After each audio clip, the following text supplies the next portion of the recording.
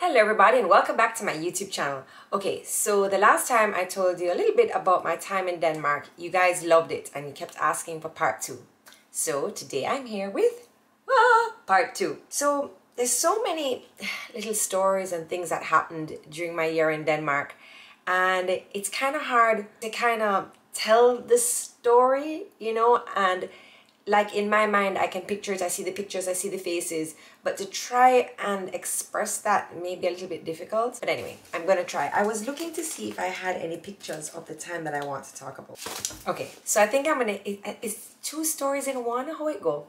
New Year's Eve. So I was in Denmark for the switchover from 1999 to the year 2000. And so of course there were all these rumors going around that time is going to stop, that all the clocks won't know how to switch over to 000, they won't know how to switch from the 1, all kind of foolishness. Our phones won't work, our house clocks won't work, and there was just all of these rumors, and I don't take anything serious. I was just like, whoa, I'm gonna die over here. Oh, okay. Oh, you crazy. Oh, you can't fly because the planes will need to know the time, and basically everything would shut down. Can't buy anything because apparently the cash registers, everything was shut down. So I'm just like, yeah, okay, we're gonna die, like, woohoo. So no, we went out that night. And it was a bunch of us. I was with the other AFS students. So there was a girl from Australia, her name was Felicity. She was like one of my besties. I just think too because she spoke English, but she was really funny. And I love the Australian accent. I don't know if you guys know, but the Siri on my phone, she has an Australian accent. I just love the Australian accent. So it was Felicity. There was Chris from New Zealand. Chris was a funny looking one. He was a white guy, slim. But then he knew the native dance, what's the dance where the New Zealanders and they hit their chest, and it's very, very, I don't want to use the word aggressive. It's their tribal dance. He knew that dance, he knew the words, but it was so weird to see him do it because usually the persons who do it kind of look like the guy from Moana, and then you have little Chris like doing this. Oh no.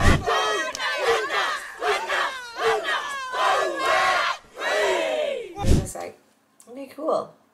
So it was Chris from New Zealand, Felicity from Australia. Who else was there? Was Paulina there?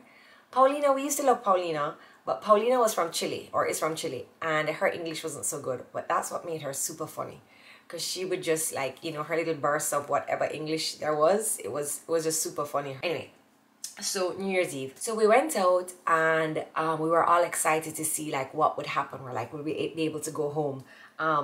Just back in those days when I had that Instagram, was there even, I didn't even think there was Facebook. So just a little excitement of what's gonna happen. Are we gonna get stuck in Denmark forever? Anyway, at the countdown for New Year's Eve, there were fireworks. I love fireworks. We don't get fireworks too often here in Jamaica. And if we do, it's not a very long show, or it's like some private fancy party. So we were watching the fireworks, and then everybody kind of pulls out their phone, because that New Year's, I didn't have a New Year's date. So I was more interested in watching the time than kissing any boy, please. So anyway, we were watching the clock, and the phones all switched over. The phones switched over, no problem. Like, the world didn't combust. It was perfectly fine. Everybody went out, we're partying. So the trains ran until I think it was 3:15, and then there was a pause until the morning train to start back work. Anyway, we were now sleeping over at my house. All the AFS students were sleeping at my house in Escalstop, because I was just like, guys, we're always going to somebody else's house in the city or whatever, like, let's go to my house. My host mom and dad said it was fine, and everybody's like, okay, and I was like, oh, Credo will make us breakfast in the morning, like, come on. So everybody's like, okay, cool, love a lick par. And then not only too, but when we're talking about like our living situations and our host sisters and our host parents, everybody kind of wants to meet them to be like, yes, I saw what you mean, or, So then we caught the train, and we are heading back from, I believe we're in Vordingborg. We're in one of the cities, no, we're probably in Newcoming. We're heading from one of the bigger cities in Escalstop back on the train. And I'm now calling the taxi man, because remember, once you get to the train station in Escostop, there's quite a walk or a bicycle ride or a bus ride to my house. There's one taxi man in Escostop. And hold on, did I sing my song? I never sang my song. One of the first songs that I learned was like a drinking song. And it also helped me to learn like the rest of the language, I feel. So when you're in a bar and you're cheersing, should I go? I'm just all over the place with this story. See, I told you it was hard to tell the story, though. When do we sing the song? We sang the song at midnight. So you get your drink. Vi skola vos vänner och dem så vi känna och dem så vi känna det skola vi med. Skål, skål. Yeah. So it's basically we cheers with our friends. We cheers with our friends that we don't know. We cheers with everybody. So just cheers, basically. I love that song. I love it. Skål, skål. Yeah, so we get back to the train station at Escostop now, and I'm calling the one taxi man in the whole of Escostop, and he's not answering his phone. He's sleeping. He's sleeping. So I'm like, okay, guys, we're gonna have to walk. And they're like, so everybody's laughing, you know, because there's not much we can do, you know. And so we're just walking, and we're like, okay, well, I'm like, don't worry, guys, you know, it's not that far of a walk. I've walked it before. I've never walked it before. Always had my little bicycle or a bus, or if I was going out at that time of the night, I'd be sleeping at a friend's house in a different city. Like I wouldn't be going home to my house. So we start to walk, and we're just like, what is that smell? Getting stronger. It's getting horrible. We're walking, because remember now, I live on a Christmas tree farm. So we are now passing another farm, like a cow field.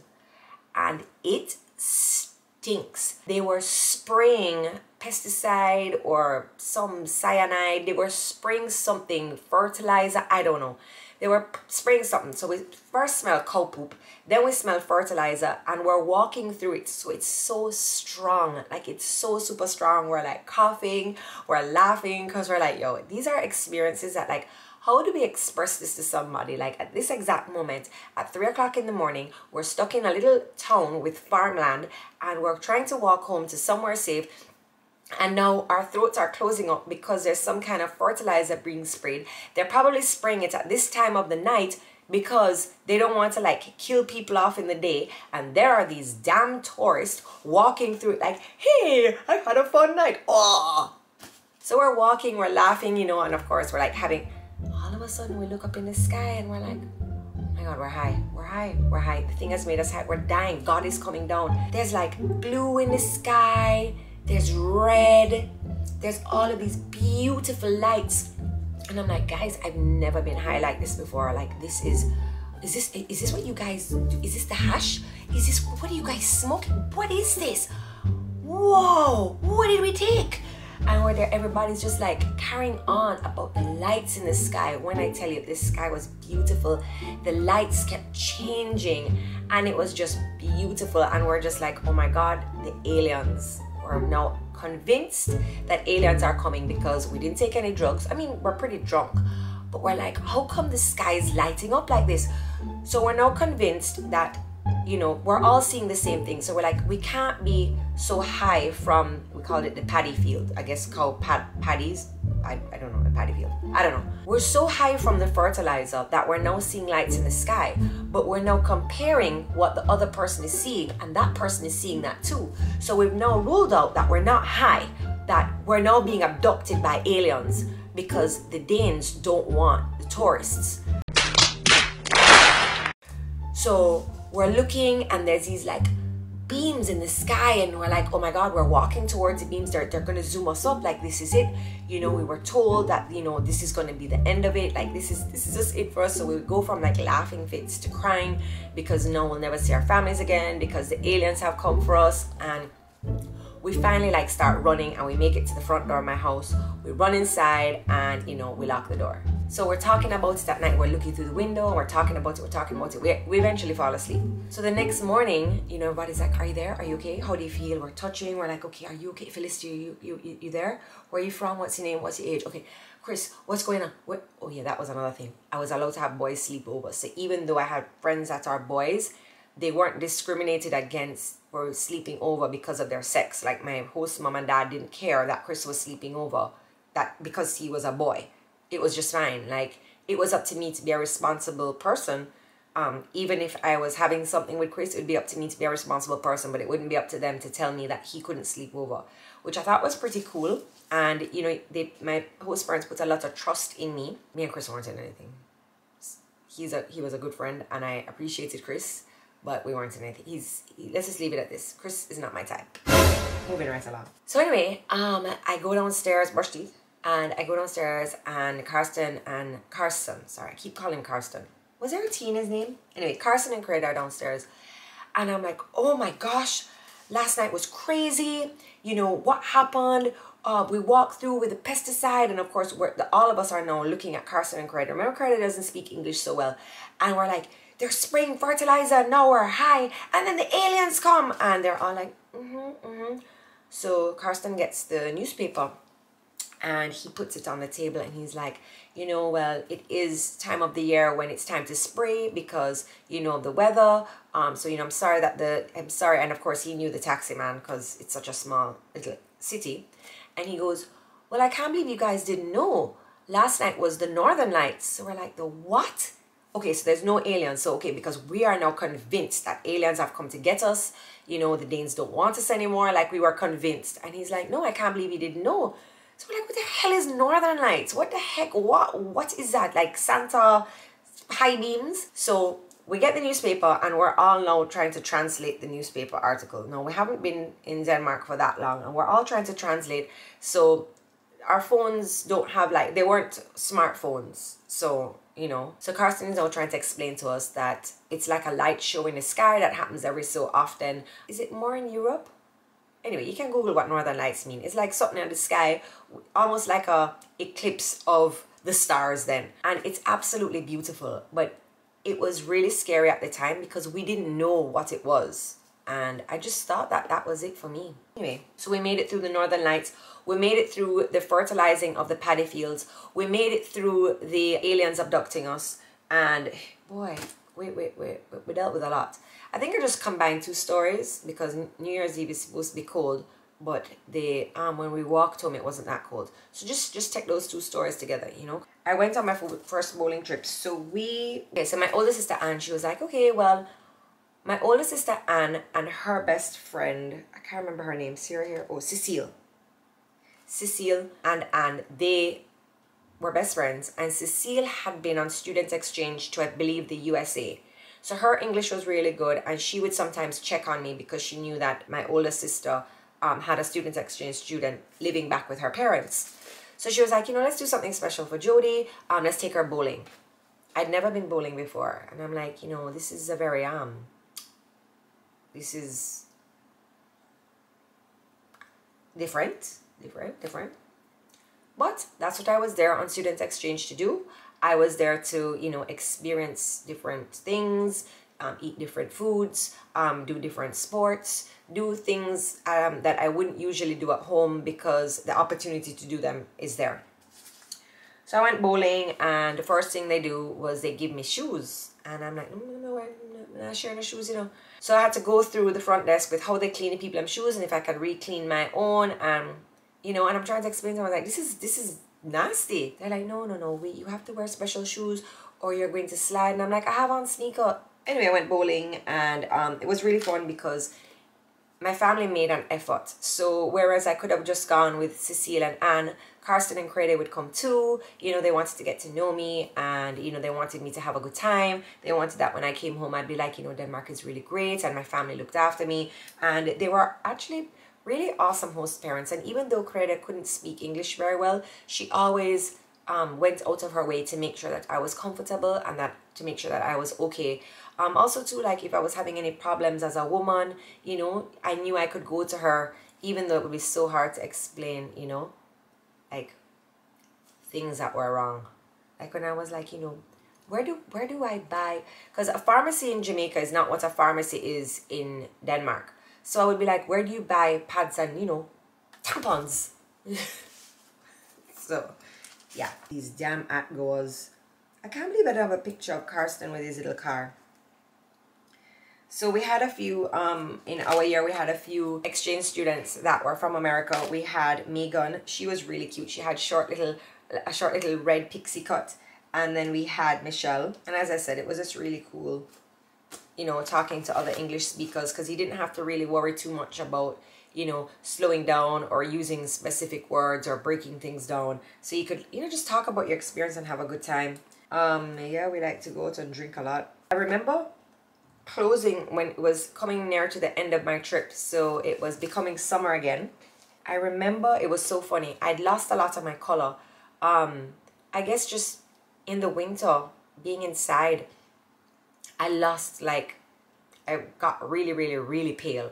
And then on top of it, remember, I had the blonde hair because over there I decided to bleach out my hair myself.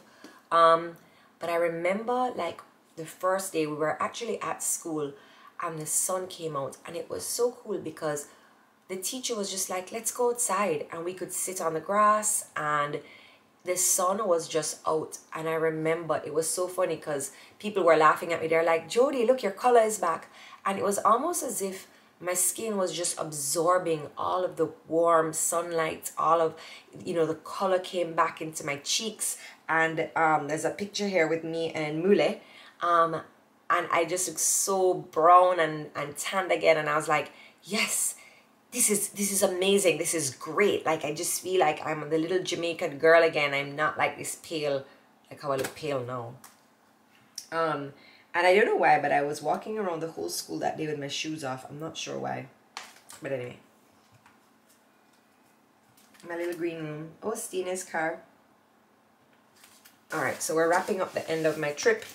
So, you know, we're back in summer now. I've spent the whole year there. And we're just doing, like, you know, a case of beer by the pond, just drinking, having a good time, you know, telling everybody goodbye. I had such a good time in Denmark. I really did. And I was sad to leave. I was sad to leave. I was excited to go home and see my parents and to see my family. And of course, you know, show them my album and tell them all the things that I've learned. And yeah, this is where I picked up my smoking habit as well. Because in Europe, you could just smoke wherever you wanted. You could, and because I wasn't with my parents and I had basically no restrictions, I would just smoke. So I was like, yo, I wonder what's going to happen when I go home and I'm like big woman with my cigarette, want to smoke in my room. So there's a picture of me here on my bicycle smoking, like, honestly.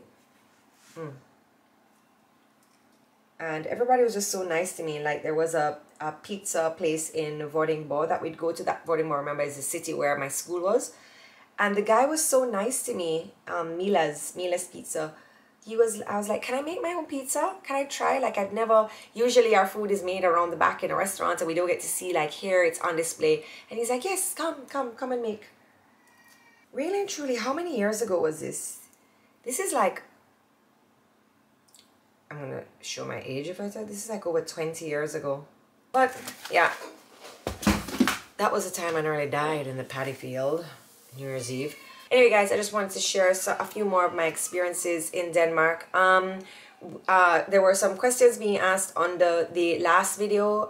We don't have AFS in Jamaica anymore.